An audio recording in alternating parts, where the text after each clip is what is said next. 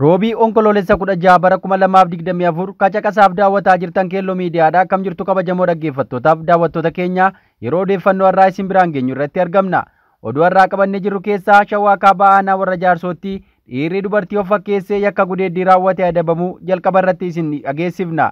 Itti aansuun gatiin taarifa geejjibaa uummata magaalaa Finfinneetti dabalamu, naannoo Amaaraa magaalaa Waldiyaatti sochiin geejjibaa ugguramuu, Naayijeriyaatti taankariin boba'aa dho'uun namoota 100 jala gahan ajjeesuun kaan irraa miidhaa geessisuu ol duraa duubaan isin dhageessifna.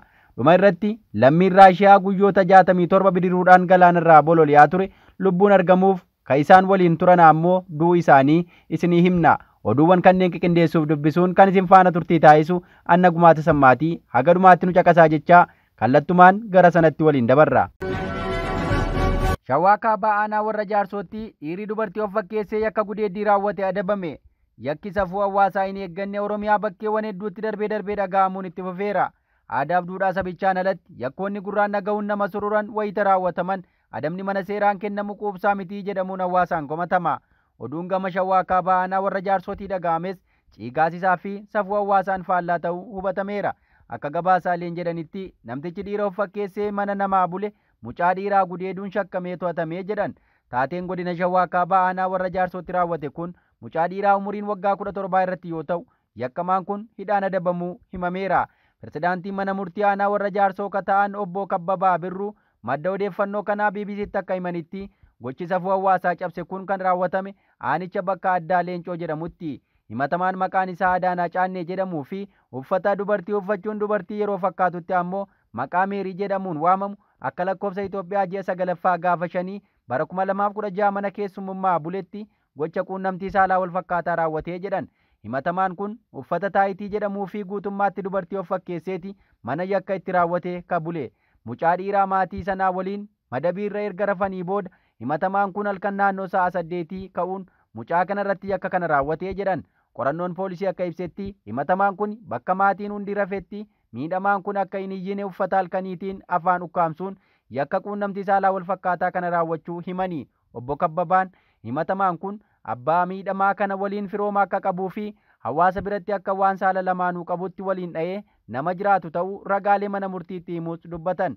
Yakka kana raawwatee poolisiidhaan erga to'atameen booda qorannoo mana yaalaatiin taasifameen yakkamaan kun qaama saalaa dhiiraa akka qabuu fi qaamni saalaa isaa kunis yakka gudeeddii kana raawwachuu kan danda'u ta'uu mirkanaa'eeraa jedhan.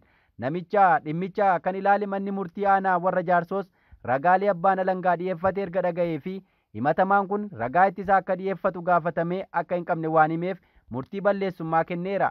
Manni murtichaa dhaddacha gaafa 4/2/2017 ooleen himatamaa dubartii of fakkeessuun yakka dirqisiisanii gudeeduu saalaa wal fakkaataa raawwate hidhaa cimaa waggaa 4 fi ji'a 5 akka adabamu murteessuu himanii. Gochi raawwatame kun gocha admalee fi safuu hawaasaa cabse ta'uu kan himan pirezidaantiin mana murtii Aanaa warra Jaarsoo kun murtiin darbe ija seeraatiin yoo ilaalamu barsiisaadhaa jechuun abbaan alangaa murtichi gahaa miti jedhee yoo amane oliyyannoo gaafachuu akka danda'us eeraniiru. Odeessa itti aanuun gatiin taarifaa geejjibaa uummataa magaalaa Finfinnee dabalamuu dhaga'ame.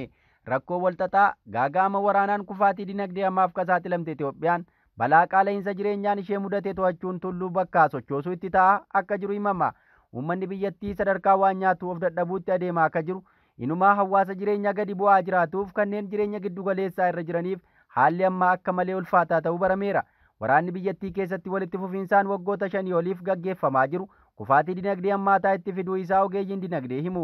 Qaala'insa jireenyaa guyyaa gara guyyaatti ol harkifataa jiru luugama itti tolchanii dhaabuun qormaata guddaa kan itti ta'e Itoophiyaan rakkoof dararaa gurguddaa uummanni ishee akka keessummeessan taasisuurraa duubatti jechaa waan jiru hin fakkaatu. Baatilee darban keessa qarshiin Itoophiyaa walakkaa ol gadi bu'uu hordofee bu'uuraalee jireenyaa hedduun gatiin isaanii dabalaa jirani. Inumaa gatiin sharafaa alaa qarshii Itoophiyaa caaluun guyya guyyaan ol ka'aa wayita jiranitti wantoonni hawaasni gabaarraa bitee itti dhimma ba'u dachaan dabalaa akka bulan ulaa baneera. Kana hordofuun wantoonni hedduun gatiin isaanii dabalaa jiraachuudhaan Finfinneetti taarifa geejjibaa uummataa irratti daballii haga 120 ga'u taasifamuu isaa kaleessa ifoomeera. Akka gabaasaaleen ba'an hubachiisanitti seerri ba'e kun magaalaa Finfinneetti har'a onkoloolessa 16 bara 2024 eegalee taarifa geejjibaa uummataa irratti daballiin taasifamuu biiroo geejjiba magaalichaa beeksiseera. Daballiin kun taaksiiwwan, atoobisiiwwan xixiqqaa fi atoobisiiwwan magaalaa hojii tajaajila geejjiba uummataa irratti bobba'an irratti hojiirra akka oolu ibsameera. Daballii har'aa eegalee hojiirra oolu kun daballii gatii boba'aa tilmaama keessa galchuun kan shallagame ta'uu biirichi ibseera. Akkaataa taarifa haaraa ifoomeen kaffaltiin tajaajila geejjibaa inni xiqqaa birrii 10 inni guddaan ammoo birrii 65 ta'eera. Fakkeenyaaf taarifni konkolaattotaa minibaasii kana dura birrii 4.50 ture amma birrii 10 daballii 122 yoo taasifamu akkasumas birrii 8.50 akka ture birrii 15tti ol guddachuu ibsameera. Dabalataan birrii 13 ka ture birrii 20tti, birrii 17 ka ture birrii 25tti, birrii 30 ka ture ammoo gara birrii 40tti ol guddateera. Kanneen tajaajila geejjiba uummataa kennan taarifa haaraa fooyya'een qofa tajaajila akka laatan biirichi hubachiiseera. Gatii geejjibaa ba'e kun jiraattota magaalattii fi naannawaa ishee kanneen hojii mootummaa dalaganiif kaan hedduu yaaddesseera. Wayita miindaan mootummaa argatan ji'aan isaan ga'uu dadhabetti rakkoon jiraattota mudatu dabalaa adeemuun harka qalleeyyiif hojjettoota miindaa ji'aa eeggatan yaaddoo olaanaa keessa galchuun barameera. Kanarraa ka'uun daballii geejjibaa taasifame kun marsaa miidiyaa hawaasaa irraan mormii guddaan isa mudataa jiraachuu baramee jira. Inumaa uummanni geejjiba of qoxxobuun atoobisiin socho'ee bakka hojii isaa dhaqqabaa ture sadarkaa jireenya of dadhabuu isa dhumaa irra geenyeerra jechuun mormii isaa ibsataa jira. Oduu keenya birootiin naannoo Amaaraa magaalaa Waldiyaatti sochiin geejjibaa uggurame. Waraana naannoo Amaaraa keessatti faannoo fi loltoota mootummaa gidduu adeemaa jiru tibba kana hammaachuu isaatu himama. Akka kanaan lola meeshaa gurguddaan deeggaramuun godina Walloo Kaabaa naannawa magaalaa Waldiyaatti dilbata darbe onkoloolessa 13 bara 2024 gaggeeffame hordofee sochiin geejjibaa ugguramuu fi yaaddoon nageenyaa jiraachuu maddi oduu keenyaa Addis Istaandardi jiraattota wabeeffachuun gabaaseera. Gabaasichi akka eerutti dilbata darbe halkan keessaa naannoo sa'aatii 2tti kaasee haga halkan walakkaatti dhukaasni guddaan naannicha keessatti gaggeeffamaa tureera. Galgala sa'aatii 2 kaasee sagaleen dhukaasaa meeshaa waraanaa gurguddaa ni dhaga'ama ture.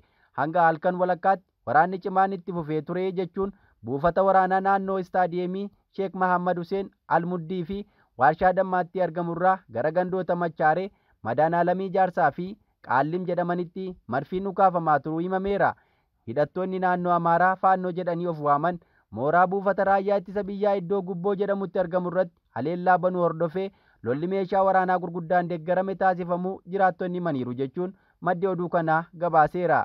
Waraanichi kan eegale sanbata guddaa galgala ture. Haleellaa hidhattoonni faannoo eegalan hordofuun humni raayyaa ittisa biyyaa haleellaa meeshaa waraanaa gurguddaan deeggarame taasisuu eegalee jedhan jiraattonni haleellaan cimaan haa taasifamu malee haleellaa kanaan wal qabatee miidhaa lammiilee nagaarra ta'ee loltoota irra ga'e adda baasanii kan hin beekne ta'uu jiraataan kun eereera. Kana malees kutaa magaalattii Saandayi jedhamu beekamutti guyyaa dheengaddaa onkoloolessa 14 bara 2024 haleellaan rasaasaa taasifamuu jiraattonni kunneen eeraniiru. Naannichatti sochii geejjibaa ugguramuu lolli darbee akka dhaga'amuu fi rakkoon nageenyaa kun jiruu fi jireenya jiraattotaa danquu gabaasichatti ibsa. Naannoo Amaaraa godina Shawaa Kaabaa aanaa Minjaan Shonkoraatti fulbaana 27 akka lakkoofsa Itoophiyaatti waraanni meeshaa waraanaa gurguddaan deeggarame taasifamuu eerama. Haleellaa kanaan magaalaa aanaa Baalchi jedhamu keessatti manneen jireenyaa barbadaa'aniiru jedhame. Moortariin manneen jireenyaa dhuunfaa irratti kufeera. Akkasumas gandoota Barakaatii fi Araartii jedhaman keessatti waraanni cimaan taasifamuu jiraattota wabeeffachuun Addis Istaandardi gabaasee jira. Oduu keenya birootiin Naayijeriyaatti taankariin boba'aa dho'uun namoonni 100 jala ga'an ajjeesuu kan kaana ammoo miidhaan irra ga'eeraa jedhame. Balaan kun kan mudate bulchiinsa kaaba biyyattii Jigaawaa jedhamu keessatti yoo ta'u namoonni hedduun wayita boba'aa dhangala'ee waraabbachuuf ba'anitti dho'iinsa uumameen dhuman. Namoonni 94 battaluma sana gubatanii dhumani. 50 ka caalan ammoo baay'ee miidhamanii ammoo hospitaala magaalaa Ringim keessatti yaalamaa jiru. Poolisoonni namoonni gara boba'aa dhangala'ee kan akka hin dhaqne dhorkaa turan. Garuu namoonni humna poolisii ol ta'uun hedduminaan bakkichatti argamani. Dubbii himaan poolisii Lawaal Shiisuu Adam namoonni boba'aa waraabbachuuf gara konkolaataa kana akka hin deemne dhorkaa turuu hime. Garuu namoonni hedduminaan ba'an humnaan nu caaluun gara konkolaataa kanaatti deemuun boba'aa waraabbachuu eegalan. Battaluma kanatti abiddi uumame jechuun haala ture miidiyaaleef himanii. Namoonni hedduun erga gubatanii booda reenfa isaanii iyyuu baruun hin danda'amne. Naayijeriyaa keessatti boba'aan dho'uun balaan uumamuun kan baratamedha. Balaan akkanaa yeroo garii rakkoo daandii fi konkolaataa seeraan qabuu dhabuurraa maddaa jedhama. Fulbaana darbes konkolaataan boba'aa fe'e konkolaataa namoota fe'een walitti bu'uun namoonni 59 dhumaniiru. Oduu keenya dhumaatiin lammiin Raashiyaa guyyoota 67 bidiruudhaan galaanarra bololi'aa ture lubbuun argame. lammiin Raashiyaa tokko baatii lamaa oliif erga galaana bahaa Raashiyaa bakka Oktiikisii jedhamutti bidiruudhaan galaanarra bololi'aa tureen booda lubbuun argame. Aangaa'onni Raashiyaa akka jedhanitti namni umuriinsaa waggaa 46 fi Mikaa'el Pichuugin jedhame kun kan argame barbaacha qiyyeessitoota qurxummiitii yoo ta'u, miseensonni maatii isaa isa waliin turan 2 garuu du'uun isaanii himameera. Namni kunis bakka irraa fageenya kiiloomeetira 1,000 irratti kan argame yoo ta'u, mana isaatii kaba'e jalqaba baatii hagayyaa keessa ta'uun himameera. Namni kunis reeffa obboleessa isaa fi mucaa obboleessa isaa akka waggaa 15 waliin manaa ba'es bidiruu keessa ture keessatti waliin argameera. Haati warraa nama kanaa akka dubbattetti jarreen sadan gara galaanaatti kaqajeelan qurxummii guddaa ilaaluudhaaf yoo ta'u, yoo xinnaate nyaata 7 sadiif ta'u qabatanii akka imalan ibsite. Haati warraa akka jettetti abbaa warraa ishee lubbuun hafuusaatiif qaamni isaa guddaa ta'uunsaa gumaacha taasisuuf akka danda'e dubbatti. Namni kunis osoo imalicha hin eegalin dura qaamni isaa ulfaatina kiiloogiraama 100 akka qabu yoo ta'e, guyyoota 67 erga bidiruunsaa jalaa rakkoo uummachuun galaanarra tureen booda ulfaatinni isaa walakkaan oliin hir'ateera jedhameera. Egaa dhaggeeffattoota Keelloo Miidiyaa odeeffannoon har'aaf qabanne kana fakkaata. Ka guyyaa boriin haga walitti deebinutti nagaan tura.